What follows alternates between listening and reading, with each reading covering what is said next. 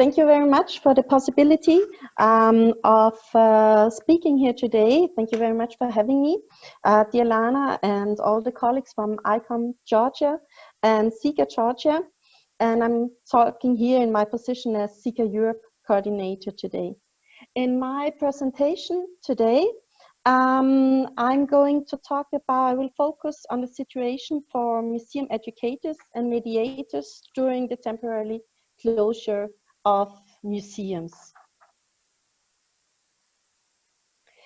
And as the museums suddenly closed their doors in spring in Europe, due to the health security measurements of COVID-19, the whole sector was in shock. A normal way to interact with the audience was taken away from us. The original exhibits were locked up inside in the museums and far away from our communities. Online was from here the only way to go. It's a first and a very important step that to have the collections online available on our websites, on the databases. But this kind of information and data talks just to a small engaged group and part of our audience.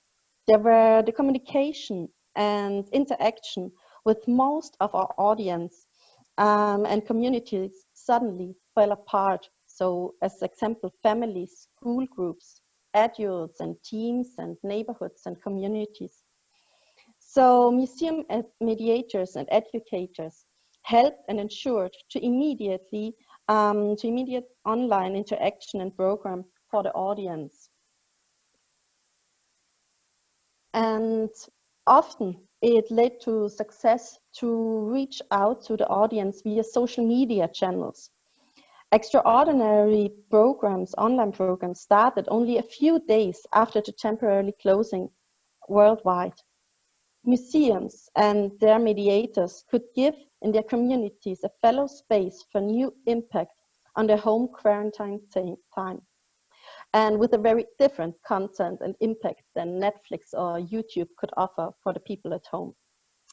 There was not much point in transferring the normal program from before COVID-19, similarly online during the crisis. We could not just act like nothing has happened. It was not normal for any one of us that our children cannot longer go to their school or kindergartens, that their parents have to work from home and also cover homeschooling, that we were not allowed to meet with our families and friends and seniors, that all social life was locked down. So educators invented and adapted programs fitting to the current situation. These programs could give people an opportunity to reflect the extraordinary time together with their favorite institution and objects, or even come across some new museums for the very first time and start falling in love with their content. A possibility to shape and confer expressions of how to experience the present and reflect it with topics and objects of the museums. And one of the very reasons why museums are very relevant in our society. Museum mediators and educators are experts on transferring the topics and contents of their institutions to current accidents, to make it thereby relevant to our communities and audiences. Due to the immediate media of their programs, museum educators are able to convert and insert current situations faster into their programs, as it is, for example, possible in the medium of an exhibition or a publication. So museum educators and mediators have trained these skills all their professional life. This has elevated the appreciation of the competences of museum educators inside the museums noticeable. During the crisis, the cooperation inside the museums increased, as well as the exchange between the departments was enforced, which led to a multitude of excellent examples in online programs. We all know them. But now, after we have focused on the strength of the museum educators, on their competences and much needed skills, let's talk about the weakness of the field, which also experienced a certain focus here during the lockdown. That is the lack of the structural embedding of museum educators inside the museum. And this is not a new situation, which occurred here during COVID-19, during the COVID-19 crisis. And as Karine or Darko has also named before, other problems don't stop to be there just because a pandemic happens, or maybe they get even worse. So museum educators, especially the staff who carries out the program and is in direct interaction with the audience, is often hired in freelance contracts on an hourly basis. And this can already cause hard conditions in a normal year because of the ever unstable income.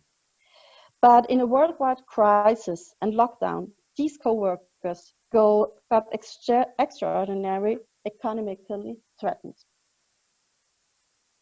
I have here some numbers from Austria, a survey CECA Austria carried out in 2017. And I want to have them in mind and compare them when we are talking about layoffs in museums. This is, of course, a rather small survey which shows us the following numbers. If we are looking here in the staff in general, all departments on the museum, which we can see here on the left side of the graph, we can see the blue field, 83% of the staff in general has permanent contracts in this survey from 2017, and 12% of the general staff have freelance contracts. We can see a very different picture when we look at the museum education staff here at the right side of the graph.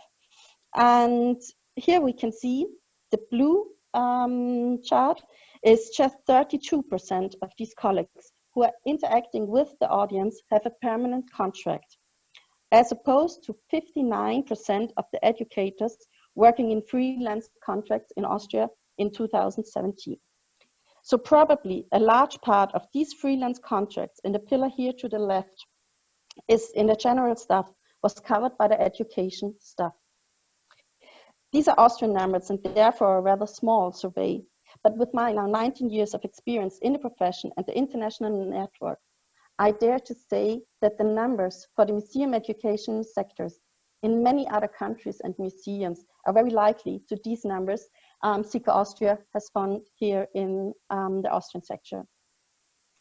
And what is so the impact of working with such freelance contracts in a momentum like the lockdown? The most of these contracts are shaped without a fallback payment for cancellation. That will say that a large part of the economical risk in this event business is laying on the shoulders of the individual mediator and educator. As to say, as the museums closed the doors suddenly in spring, many thousands educators and mediators lost completely their income from one day to another. In the following weeks, thousands of contracts were laid off, leaving the professionals with no securities. Depending on the local social security net and the local rescue packages for freelance workers in this section, this sudden development has led to different threats of the education professionals in the various countries. In some countries, like the northern countries, freelancers were totally covered from social security net and the rescue packages. But in others, there were weeks or even months without any economical support. And this development did not come as a surprise. As we heard in the opening speech of Ekaterina Traukina from the OECD at the OECD and ICOM webinar about coronavirus and the museums in the beginning of April, reduced wages and layoffs, especially in the temporary staff, including mediators, were already named as a short-term impact at this early point of the development of the crisis. And it has proven to be true. As Peter Keller just reminded us, 23% of the freelance workers are laid off. This is a structural threat to the professionals who are not probably embedded inside the museum's organizational structure. An open letter initiated from Jenna Graham from the University of London and Carmen Mersch from the Mainz Academy of Arts in Germany shouted out for support for the education and other essential workers in the museums and galleries. This open letter got signed by more than 1,500 colleagues worldwide. And of course, as you have named before, there have been layoffs in the entire museums field. The whole cultural sector is very hard hit by the impacts of the temporary closure. And no professor has been or is secure of the terminations. But in the most social security systems, you have better coverage and securities during unemployment if you are coming from a permanent contract before instead of an ever-changing income due to a freelance contract. So this is another threat. So now the museums are slowly reopening and in some parts of the world again. And it's really great that we can welcome our guests inside our institutions again, and our museums are getting filled with life. And also backstage, inside the museum organization, things come slowly back to normal again in some institutions. But instead of getting back to this normal, let us use this opportunity to change and rethink old patterns and structure. Our program for the audience is a solid pillar in the museum's work for society, and the same should apply for the structural embedding of all professions inside the museums. Especially if we want to professionals inside the institutions with a diverse background, it's crucial to shape fair conditions so the staff can actually afford living from their work. Which is why it's crucial to have the profession of museum education visible in a museum's definition to support and affirm a still organizational fragile profession inside our own institutions. CECA is supporting such a change with the re-establishment of special interest groups for museum educators. The Special Interest Group for Professional Development of Museum Educators sets spotlights on the training of museums educators, on the cooperation between the departments, as well as the showing possibilities of structural embedding of educators in the organization. And right now, of course, the focus is on coping with the corona situation inside and outside of the institution, and how to ensure skills and digital literacy, as well as structural embedding for the educators. In the end, the improvement of the internal framework conditions can be reflected in the results, and our audience, for whom we all are doing this, can experience even better cultural program in the museums and of course online. So my wish is, when CECA Austria, or maybe another CECA group, we take such a survey in the near future, maybe in 2025, I wish that these numbers for all museums professions, and of course that they have changed to the better for all of us. And with this wish said, I thank you very much for your attention and the possibility to shed a light to the strength of museum educators, as well as the structural weakness here during COVID-19 phase. Thank you very much for having me. Thanks very much, Wenke. I think we've all seen in the museum field how important and critical being able to deliver educational materials in an online manner is so important, and able to, with people having their children trying to learn from home, having programs that museums can provide has been absolutely critical. And I hope that we can figure out ways to make sure that we have that capacity when we need it by offering more permanent full-time positions. Thanks very much. Thank you very much.